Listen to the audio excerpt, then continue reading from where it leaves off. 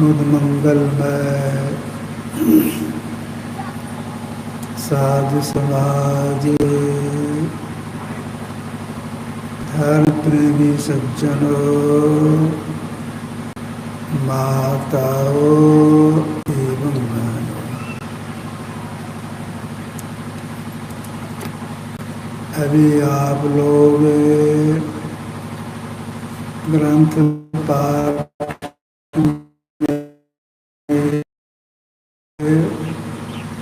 से बोल रहे ज्ञानी बाबा,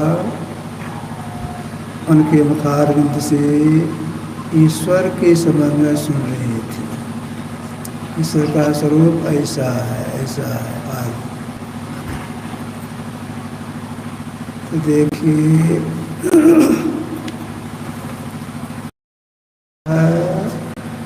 दूसरा प्रत्यक्ष कर क्यों ना होता है।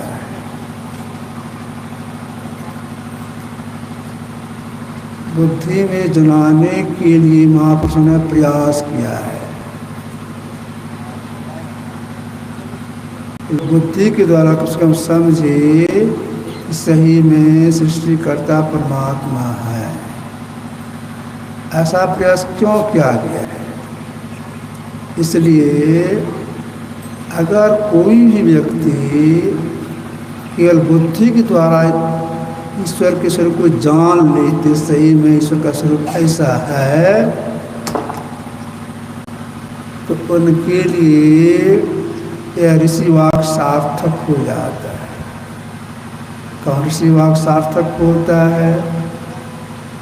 ये चेद वेदी दत्त सत्यमस्ते न चेध्या वेदी महति विनिष्टे भूते सुभूत स्मृति धीरा प्रेत्यासमालोका भवन्ति।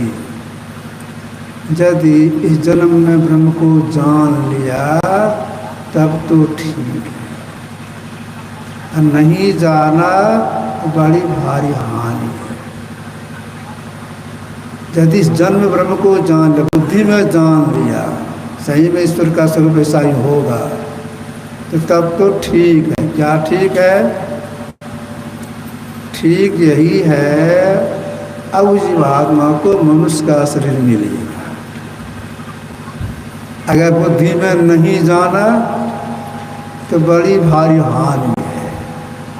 बड़ी भारी हानि यही, मनुष्य शरीर नहीं मिलेगा, इसको और शरीरों में जाना पड़ेगा, यही हानि हो गई। इसलिए महापुरुष ने प्रयास किया है कम से कम बुद्धि की तरह लोग समझे सही में ईश्वर का स्वरूप ऐसा ही है। समझ लिए अंतर साधना करके जब प्रत्यक्ष कर लेते हैं तो जीव सदा के लिए दुखों से छूट जाता है।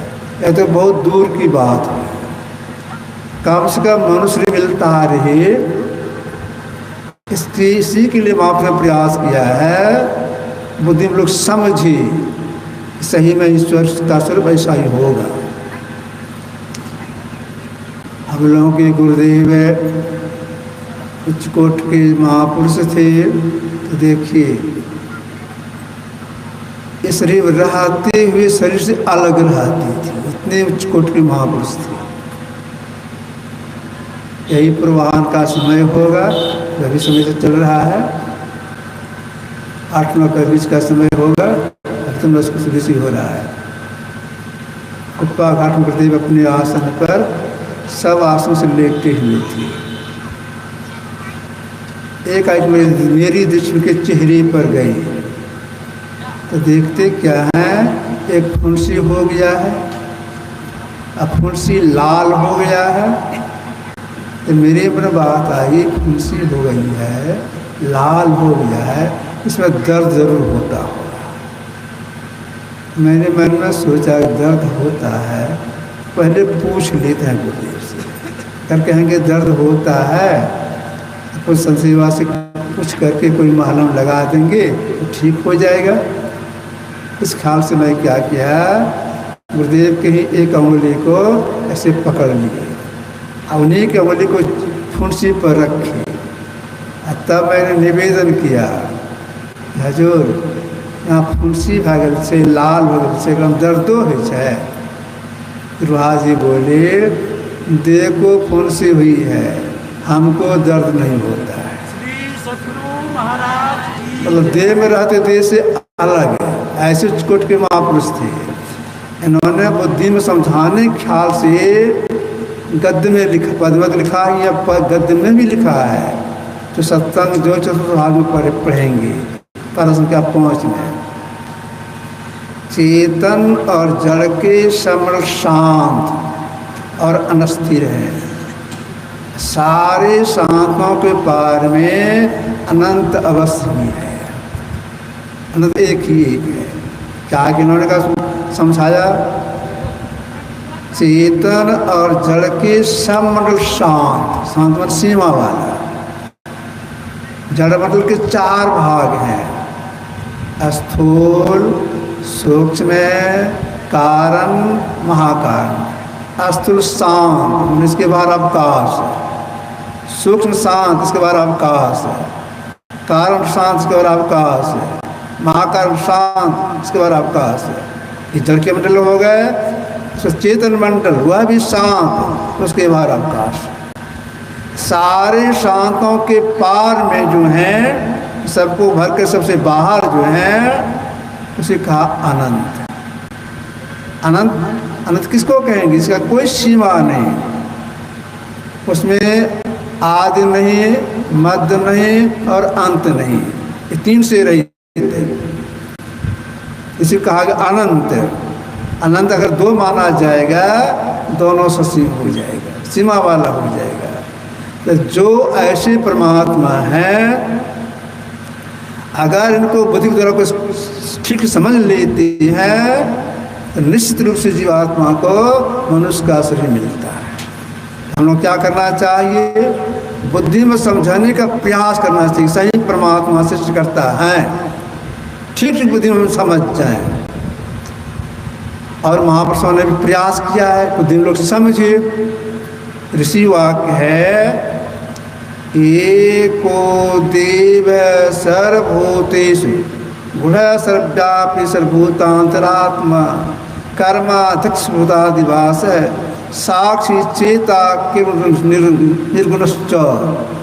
एक ही चेतन देव संपूर्ण भूतों में छिपा हुआ है, सर्वव्यापक है, संपूर्ण अंतरात्मा है, कर्मों का अध्ययन ज्ञाता है, साक्षी है, चेतन है, द्वैत से रहित है, निर्गुण आदि। एक ही चेतन संपूर्ण भूतों में छिपा हुआ है, उसके बाहर भी है। संपूर्ण भूतों से मतलब यह हुआ मिट्टी, पानी, अग्नि, हवा, आकाश, इन 5 में परमात्मा घुस करके अपना मंडल बाहर रखे। कितने बार इसकी सीमा नहीं, क्योंकि सबसे पहले के हैं। तो जो पहले का पदार्थ होता है स्वाभाविक का सूक्ष्म होता है, उसके बाद जितनी भी चीज़ें होती हैं उसके अपेक्षा स्थूल होता है। तो जो सूक्ष्म होता है स्वाभाविक स्थूल में घुस करके अपना मंडल बाहर रखता है। जैसे देखिए, मिट्टी से पहले बना है पानी। मिट्टी है मोटी, पानी है पतला। आप दोनों को खोल दें, देखने के ख्याल से कांच के बर्तन में छोड़ दें उसको। आप देखेंगे थोड़ी देर में मिट्टी पानी जो मिला के बर्तन में दिए थे, धीरे धीरे पेंदे में बैठ गई है। और गौर से देखेंगे तो मिट्टी के कण कण में पानी घुस करके अपना मंडल बाहर रखा है। ठीक ऐसे ही परमात्मा सृष्टि के कण कण में व्यापक होकर के अपना बाहर रखा। क्यों? सबसे पहले के हैं, इसलिए सब में है और सबसे बाहर भी है।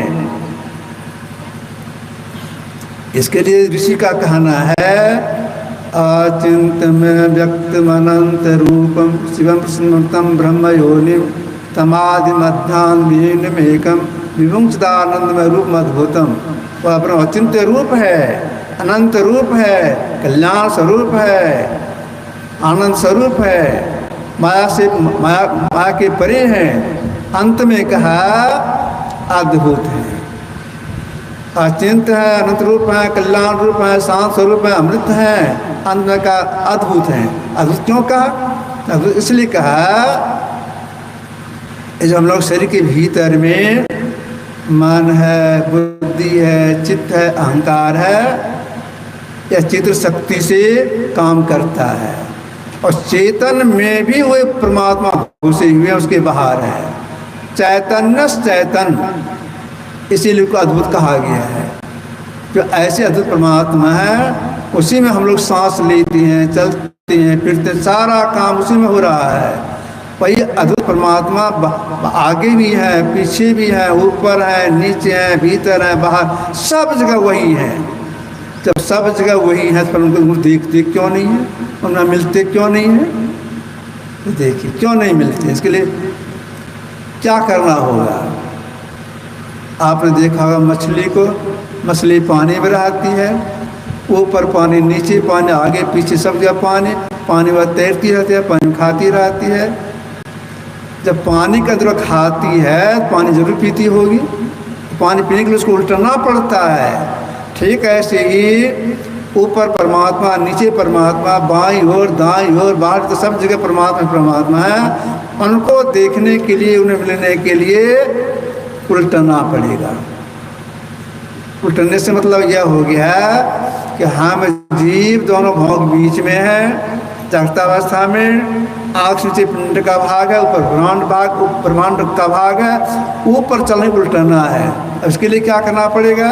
इसके लिए एक नाम का जप करेंगे, छोड़ देंगे, एक ग्रुप का ध्यान करेंगे, छोड़ देंगे, सुन ध्यान करेंगे, सुन ध्यान सफलता मिल जाएगी, फिर से ब्रह्मांड चढ़ाई हो जाएगी। ये उल्टना हो गया।